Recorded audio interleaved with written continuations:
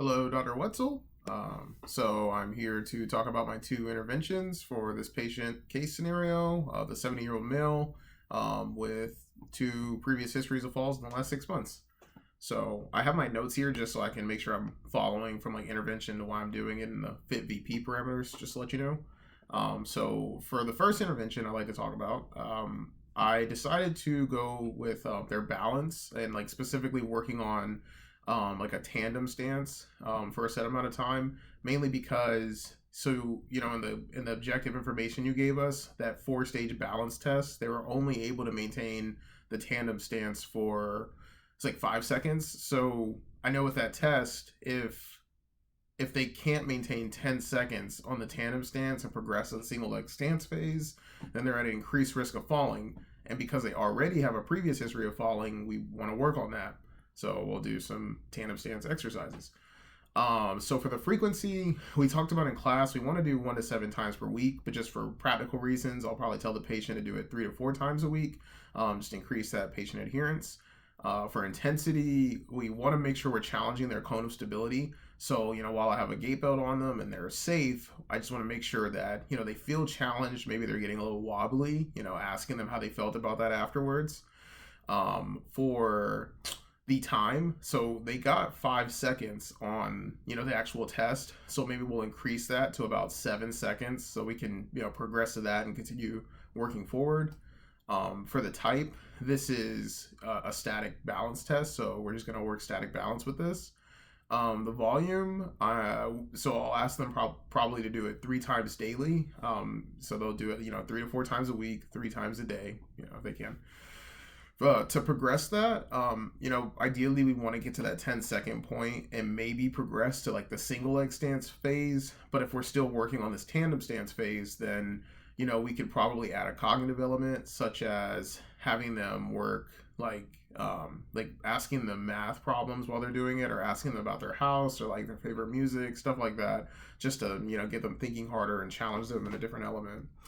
And then lastly, for a regression, we could probably give them some type of assistance, like having them stand next to the wall or some like surface that they can maintain tandem stance in, but use their hand to support themselves with if they need it. So things like that.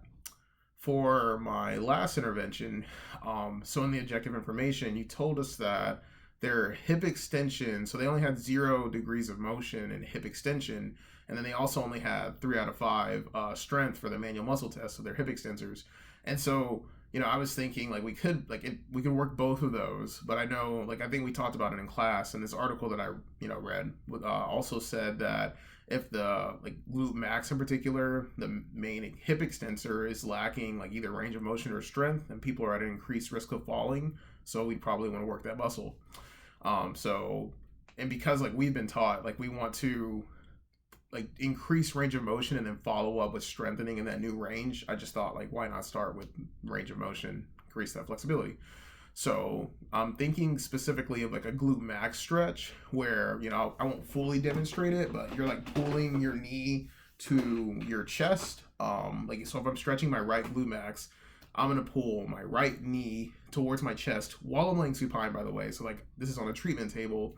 I pull my right knee to my chest, and then I start to pull it to the other shoulder. And so it's mainly elongating those glute max fibers. So yeah, that's what we're doing, and we're increasing range of motion because we want to decrease risk of falls for that.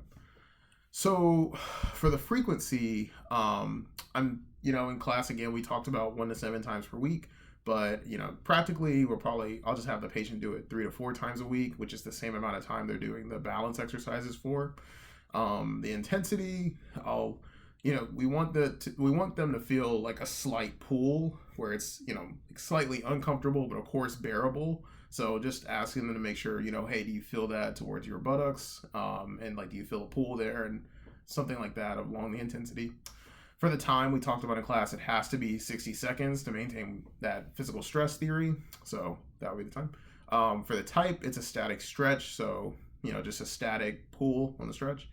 Volume, we mainly want to work the glute max, so we're making sure that that's the muscle they're hitting, as well as having them do it 3 times a day.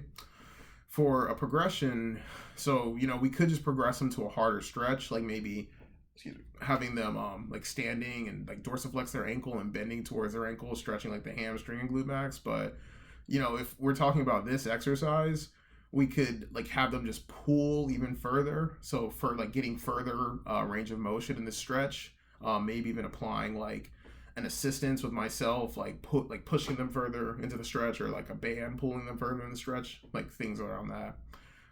For a regression, if they can't tolerate the stretch, like it's just too much for them or something like that, we could just have them pull less. So just like maybe instead of pulling to their other shoulder, they just pull like closer, like to the midline or closer to their like ipsilateral shoulder. So those are my interventions and parameters. Thank you.